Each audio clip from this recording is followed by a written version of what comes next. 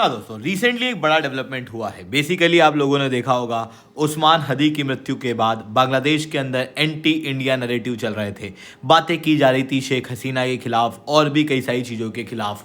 But अब actual culprit का चेहरा सामने आता हुआ दिखाई दे रहा है। इवन मैं अपनी पुरानी वीडियो के अंदर भी यही कह रहा था कि भारत अननोन गनमैन से इतने छुटपैया नेता को नहीं मारेगा। अगर भारत को अगर इस तरीके की चीज़ें करनी होगी तो शायद भारत और बड़े पैमाने पे इस चीज़ को करेगा, क्योंकि ग्रेटर बांग्लादेश का मैप तो मोहम्मद यूनस ने भी शेयर किया था। ऐसी कंडीशन में अगर भारत को कोई स्टेप लेना ही होता तो फिर इनके खिलाफ लिया जाता। बट बेसिकली यहाँ पर बांग्लादेश के अंदर जबरदस्ती झूठे नैरेटिव क्रिएट किए जा रहे थे इंडिया के खिलाफ। कहा जा रहा था कि इंडिया वॉज इन्वॉल्व, जो लोगों ने यहाँ पर उस्मान हदी को गोली मारी है वो बेसिकली इंडिया की तरफ भागे हैं। और इस तरीके के झूठे नैरेटिव बेसिकली पुलिस की जो वेरिफिकेशन है, जो इन्वेस्टिगेशंस हैं, उनसे भी मैच नहीं खा रही थी। फाइनली इस झूठ का पर्दाफाश होता हुआ दिखाई दे रहा है। Mohammad Yunus, Nobel peace prize winner के द्वारा यहाँ पर उस्मान हदी को मारा गया था। ये एक्यूजिशन खुद उस्मान हदी के ब्रदर के द्वारा लगाए गए हैं। सोशल मीडिया के ऊपर इस समय पर ये वीडियो वायरल हो रही है, जहाँ पर उस्मान हदी के ब्रदर कह रहे हैं कि तुमने ही उस्मान हदी को मारा है और तुम चाहते हो उस्मान हदी को मारकर कुछ इस तरीके के इश्यूज क्रिएट कर दिए जाएं ताकि फरवरी के अंदर जो इलेक्शन है उसको पूरी तरीके से डिरेल कर दिया जाए। बेसिकली ये जो एक्यूजिशन है, ये one of the largest accusation Mohammad Yunus के खिलाफ सामने आता हुआ दिखाई दे रहा है। और ये चीज़ जो है वो काफ़ी ऑब्वियस भी थी कि जो पीछे हाथ है वो बेसिकली मोहम्मद यूनस का है।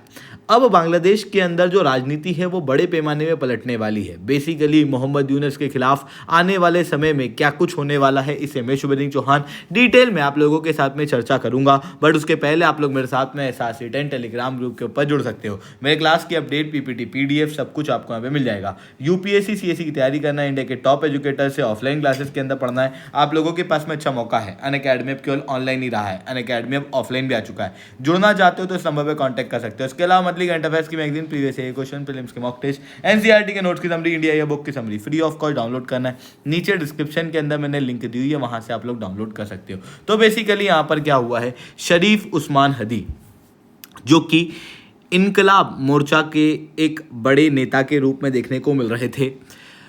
होता क्या है कि ये एक दिन ग्रेटर बांग्लादेश और ग्रेटर पाकिस्तान का मैप इशू करते हैं और जस्ट उसके बाद दो अननोन गनमैन आते हैं, इनको सर में गोली मारते हैं लगभग 12 दिसंबर के दिन।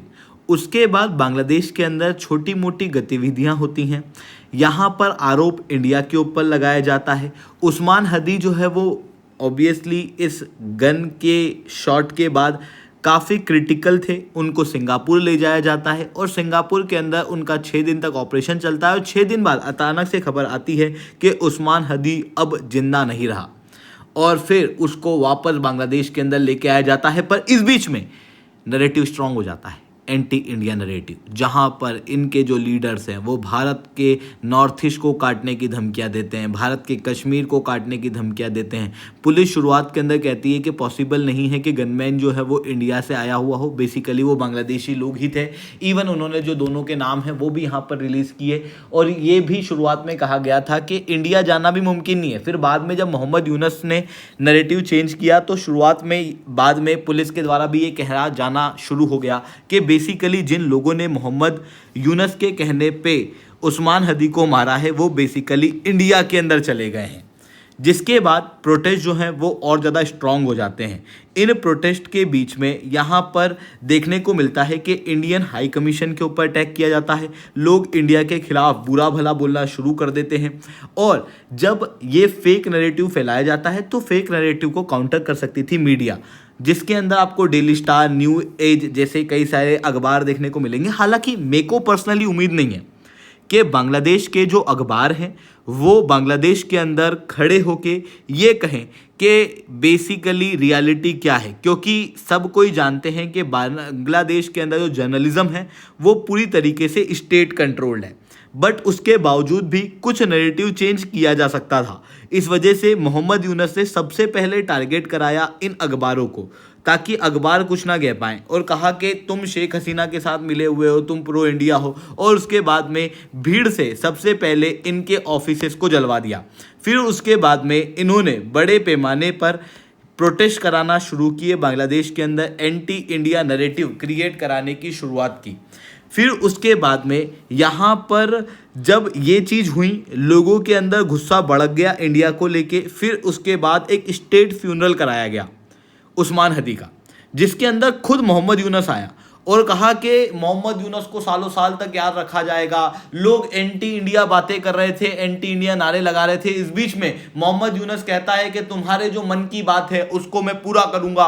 पूरी तरीके से ये जो फ्यूनरल था इसको एंटी इंडिया क्रिएट किया गया, क्योंकि ऑब्वियसली देखो मोहम्मद यूनुस जो है वो इस समय पर डेवलपमेंट के आधार पे वोट नहीं मांग सकता, इसलिए उसको एक कॉमन दुश्मन बनाना पड़ेगा। और वो कॉमन एक्सटर्नल दुश्मन उसको इंडिया मिला, और इंडिया के खिलाफ उसने इस तरीके की बातें करना शुरू करी। प्रोटेस्ट जो है वो काफ़ी ज़्यादा भड़क गए। प्रोटेस्ट के अंदर इवन मोहम्मद यूनुस के खिलाफ भी बातें की जानी शुरू हो गई। लोगों ने कहा कि मोहम्मद यूनुस अगर स्ट्रॉन्ग एक्शन नहीं लेगा तो फिर हम मोहम्मद यूनुस के खिलाफ एक्शन ले लेंगे। ऐसी कंडीशन में फिर मोहम्मद यूनुस को लगने लगा कि भाई मेरी कुर्सी चली जाएगी।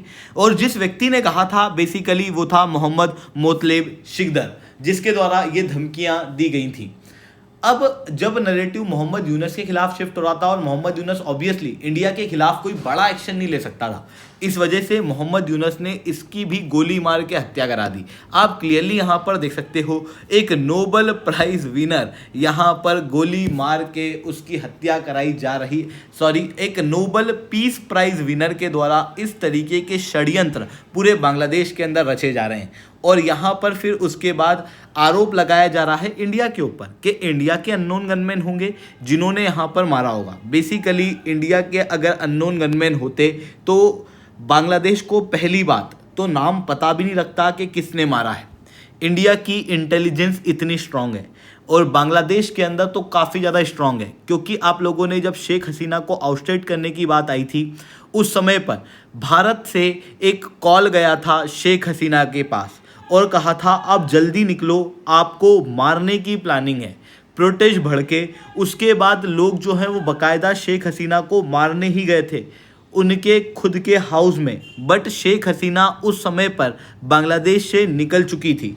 आप क्लियरली देख सकते हो कि बांग्लादेश के अंदर खुद शेख हसीना को जिस चीज़ की जानकारी नहीं थी वो जानकारी इंडिया के पास थी। ऐसी कंडीशन में भारत का जो फुट स्ट्रॉन्ग है वो काफ़ी ज़्यादा स्ट्रॉन्ग है बांग्लादेश के अंदर फुट होल्ड। ऐसी कंडीशन में सीधी सी चीज़ है कि पहली चीज़ कि अगर हमारे गनमैन होते तो इनको पता भी नहीं चलता कि बेसिकली थे कौन, क्योंकि पता चल चुका है तो ऑब्वियसली वो इंडिया के गनमैन थे ही नहीं, वो खुद बांग्लादेशी थे।